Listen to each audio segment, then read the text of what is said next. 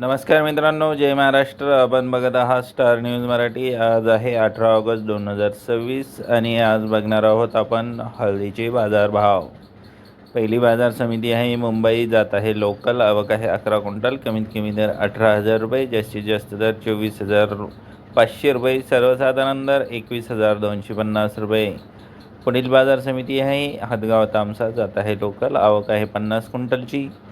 कमीत कमी दर हा 12,000 रुपये, जास्तीत जास्त दर 16,000 रुपये, सर्वसाधारण दर 14,000 रुपये. पुढील बाजार समिती आहे सेनगाव. जात आहे लोकल.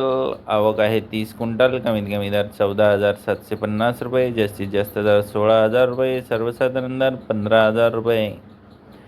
सांगली. जात आहे राजापुरी. आवक आहे 264 क्विंटल. कमीत कमी दर 8,900, जास्तीत जास्त दर 20,700, सर्वसाधारण दर 14,800.